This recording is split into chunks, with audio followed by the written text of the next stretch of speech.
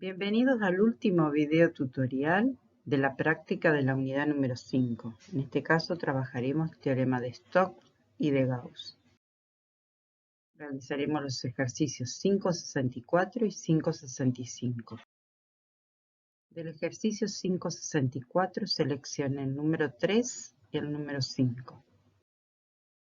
El ejercicio 5.64.3 dice calcular un integral f diferencial de R sobre la curva C, donde nos da un campo vectorial y la curva C es la intersección de un paraboloide y un cilindro, ¿sí? Un cilindro desplazado como el que hemos venido trabajando. Considera el sentido de circulación de modo que la superficie del paraboloide limitada por el cono tenga orientación n sub 0, o sea, el versor normal a la superficie escalar el versor K mayor que 0. O sea que para orientar la superficie voy a utilizar eso y para orientar la curva contorno voy a utilizar la regla de la mano derecha. Entonces vamos a tener que si n por K, n sub 0 por K nos tiene que dar mayor que 0, eso nos está indicando que es un flujo en este caso entrante a la superficie. Y el sentido en cómo voy a girar en esa curva de intersección va a ser el sentido de la regla de la mano derecha, ¿sí? Mis dedos van a indicar el sentido sobre el cual me voy a mover sobre la curva C. El dedo apunta hacia el interior porque estoy calculando el flujo entrante. Para calcular ese flujo, como tengo una superficie delimitada por una curva cerrada, esa superficie es la parte del paraboloide que queda dentro del cilindro, voy a utilizar el teorema de Stokes. Ese teorema de Stokes me vincula una integral curvilínea con una integral de superficie. Esa integral de superficie, como habrán visto ustedes, yo puedo, para poderla calcular, transformarla, parametrizar, escribir de otra forma esa superficie S en función de parámetros U y D, o sea que voy a poder escribir una fórmula de cálculo para poderla calcular. Entonces, en este caso, yo lo primero que tengo que hacer siempre cuando identifico que es teorema de Stokes el que yo voy a tener que utilizar, para decidir si voy a trabajar sobre la superficie o sobre la curva, si voy a trabajar con un integral de curvilínea o un integral de superficie, voy a tener que calcular el rotor de F, del campo vectorial. ¿Por qué? Porque si ese rotor del campo vectorial, que en algunos casos nos da 0, ya directamente esa integral es 0. ¿Sí? Entonces nos estamos ahorrando mucho trabajo previo. Entonces lo primero que hacemos es calcular ese rotor. Ya habrán visto que la fórmula de cálculo para calcular el rotor es el producto vectorial entre el operador nabla y el campo vectorial. Escribimos ahí el determinante, ahí desarrollado en forma genérica nos da cuáles son las derivadas parciales que voy a tener que hacer para poder obtener cada una de las tres componentes de ese vector que es el rotor del campo vectorial. Lo calculo y en este caso nos da el vector 00x. Una vez que tengo calculado ese rotor, como no nos da 0, ahí sí vamos a tener que definir de qué manera vamos a calcular, si vamos a trabajar con la curva o con la superficie. En este sentido, la curva de intersección puede llegar a resultar compleja. Las integrales que quedan para poder calcularlo por medio de integral curvilínea, resulta más cómodo, más fácil los cálculos, hacerlo con una integral de superficie.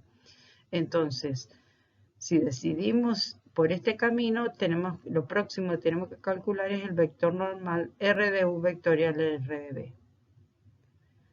Parametrizamos la parte del paraboloide dentro del cilindro. En este caso, como el cilindro estaba desplazado, acá volví a hacer un dibujo, un esquema sobre cómo la variación de B entre 0 y pi, que ya lo hemos analizado, y U, que van a ser los radios de ese paraboloide que queda dentro del cilindro. Nos queda el R de V, hago el producto vectorial R de U vectorial R de B,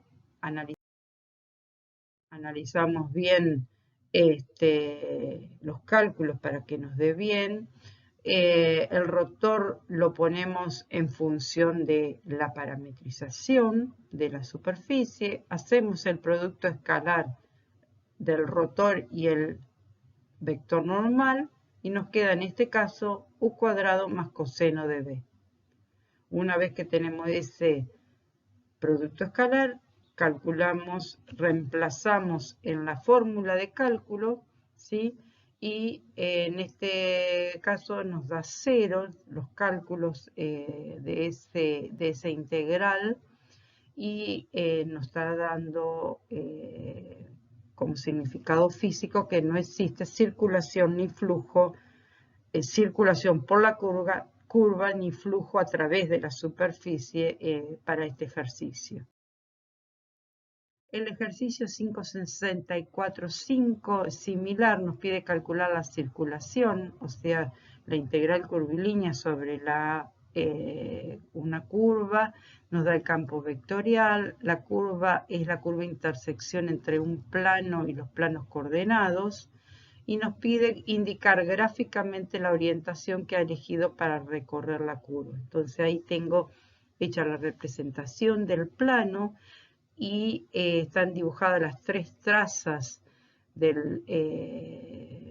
correspondiente a esa intersección de ese plano con los 3 planos coordenados. Esa es la curva C, formada por estas 3 trazas. Entonces está el sentido, está indicado el sentido de circulación, que es el sentido de antihorario, como voy a recorrer esa curva.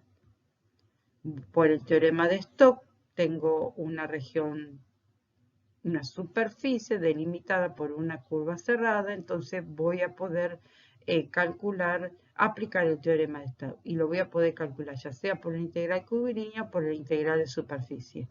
Si yo lo hiciera por una integral de curvilínea, como la curva C está formada por 3 tramos, C1, C2, C3, como lo quiera llamar, voy a tener que calcular para poder obtener el resultado, voy a tener que calcular 3 integrales curvilíneas y después sumar. En cambio, yo si trabajo con la segunda parte de mi teorema, con la integral de superficie, solamente me queda que calcule el rotor de ese campo vectorial y el vector R de U vectorial R de B, que es mucho más sencillo.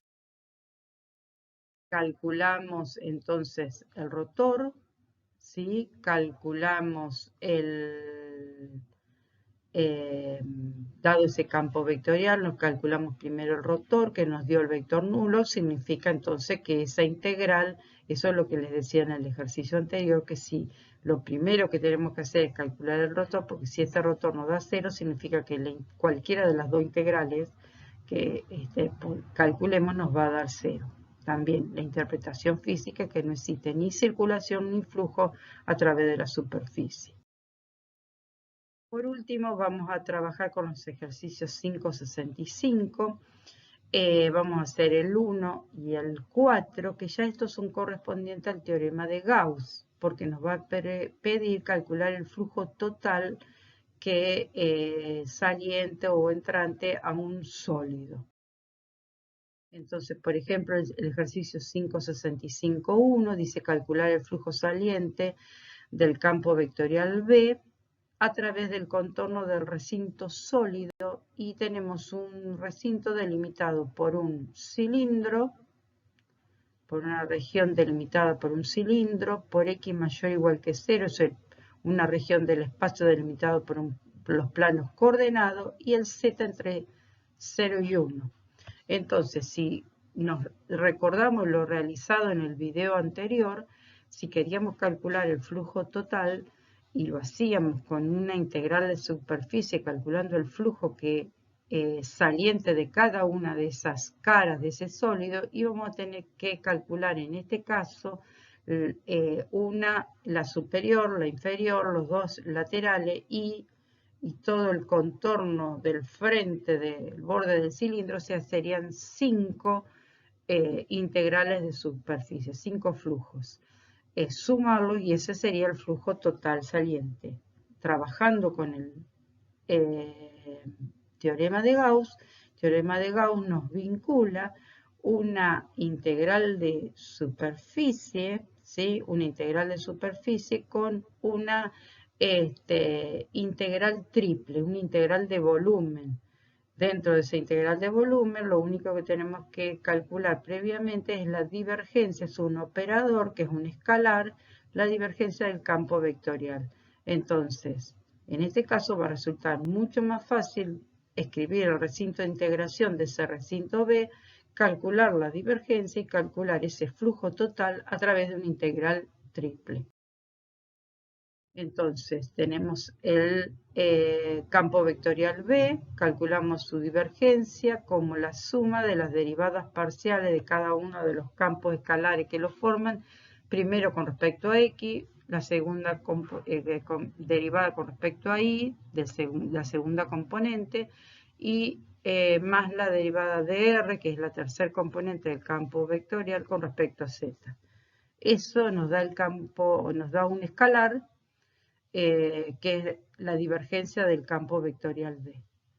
Una vez que tenemos eso, vamos a escribir el recinto sólido que teníamos, lo vamos a hacer en coordenadas, en cambio de variable, coordenadas cilíndricas, las coordenadas cilíndricas que habíamos trabajado en la primera parte con integrales múltiples, y para plantear todo el recinto S en el primer octante entre z igual a 0 y 1, vamos a tener ρ entre 0 y 2, θ entre 0 y pi sobre 2 y z entre 0 y 1. Y el jacobiano ρ.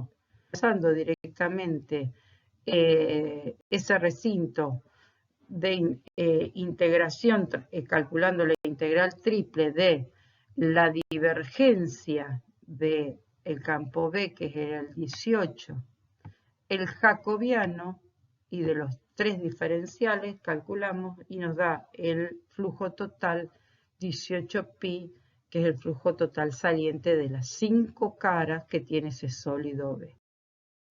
Por último vamos a hacer el ejercicio 65.4, que también nos pide determinar el flujo de un campo vectorial a través de la esfera unitaria que está indicada ahí. Entonces tenemos que para calcular directamente el flujo saliente vamos a integrar fácilmente, vamos a trabajar con una integral triple, calculamos la divergencia de ese campo vectorial, planteamos la integral. El recinto de integración lo vamos a plantear en coordenadas esféricas, dado que estamos trabajando con una esfera, planteamos correctamente su jacobiano y planteamos la integral triple de la divergencia de f, y nos queda que el resultado del flujo total que emerge de esa esfera es 4/3 pi unidades de flujo. Por último, para ya cerrar esta unidad número 5, les queda para resolver los ejercicios 5.64 y 5.65, que son de teorema de Stokes y teorema de Gauss.